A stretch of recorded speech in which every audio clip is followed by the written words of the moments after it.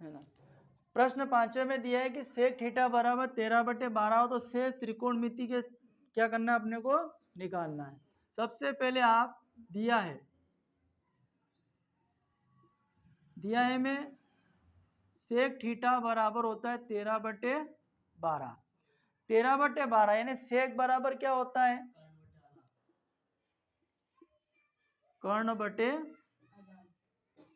आधार। अब अपने को पता है कि सेक थीटा मतलब कि कर्ण बटे आधार, दो भुजाएं अपने को पता है। अपने को शेष सारे त्रिकोणमिति निकालना है। जो 6 थे ना उसमें से एक आ गया, बाकी 5 बचे, पांचों को अपने निकालना है। उसके लिए अपने को क्या चाहिए, समकोण त्रिभुज की तीनों भुजाओं के मान चाहिए, तीनों भुजाओं के मान चाहिए। प्रश्न अनुसार पहले तो सबसे पहले समकोण त्रिभुज बनाना।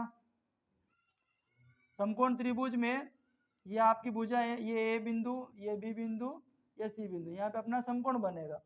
अब अपने पास में एक तो कर्ण दे रखा है, कर्ण कितना अपने पास में 13 है, आधार कितना है 12। तो अपने को निकालना क्या है, लंब निकालना है ना।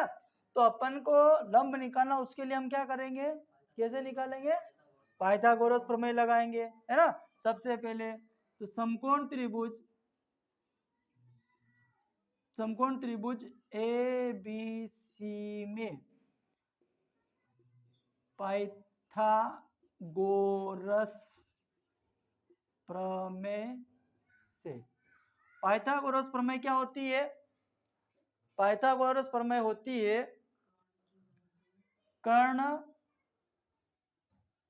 की घात 2 बराबर लंब की घात 2 प्लस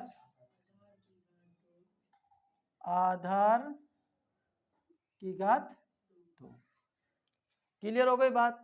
अब अपन लगा देंगे इसमें पाइथागोरस प्रमेय। तो पाइथागोरस प्रमेय में कर्ण अपने पास है, कर्ण आपके पास में दिया है 13, इसकी घात कितनी आ जाएगी 2। फिर लंब, लंब कितना है, नहीं है, तो लंब ऐसा कैसा रहने दो, लंब की घात 2 प्लस आधार, आधार आपके पास में कितना है 12 है, तो 12 की घात 2। अब 13 और 12 दोनों के घात लगी है, मतलब कर्ण के भी लगी और लंब के भी लगी। 13 की घात 2 तो आंसर कितना आएगा, 13 का वर्ग 169 प्लस बराबर लंब की घात 2 प्लस 12 की घात 2 का मतलब कितना होगा आंसर 144।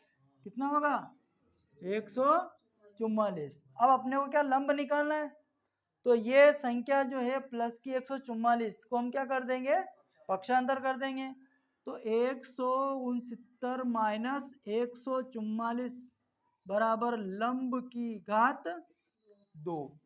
घटा देते हैं तो 9 में से 4 जाएंगे तो 5 बचेंगे, 6 में से 4 जाएंगे तो 2 बचेंगे, 1 में से 1 जाएगा तो कुछ भी बचेगा, 0 बचेगा।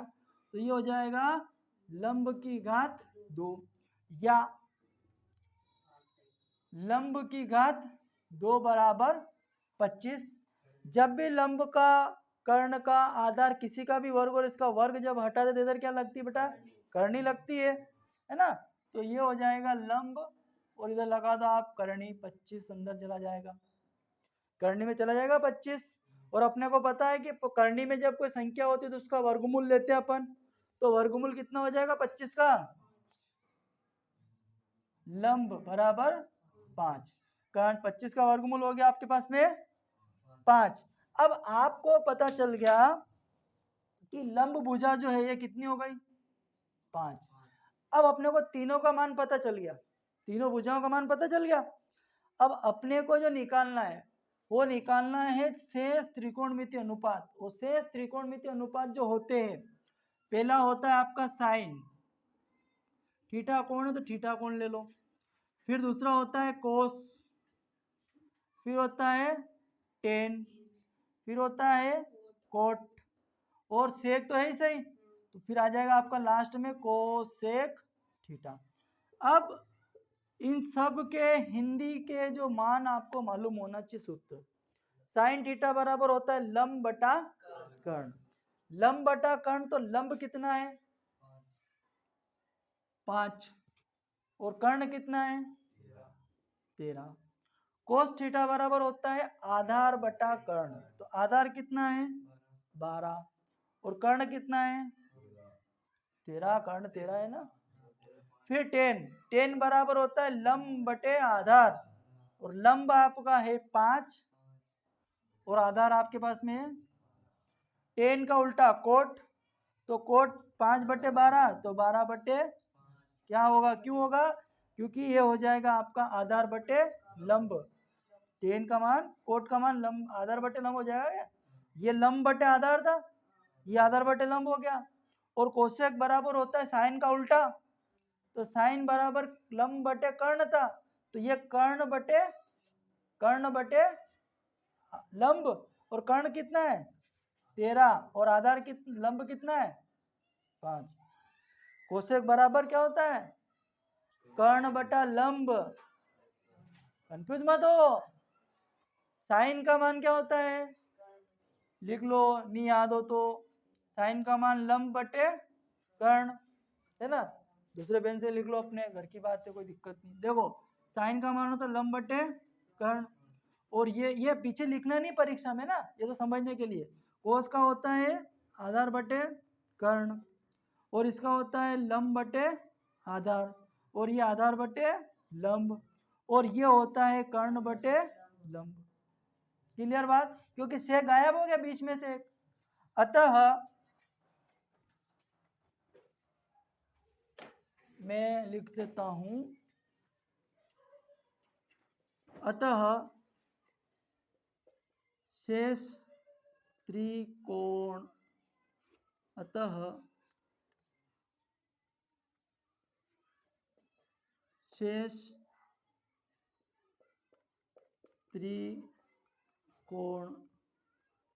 मिति के मान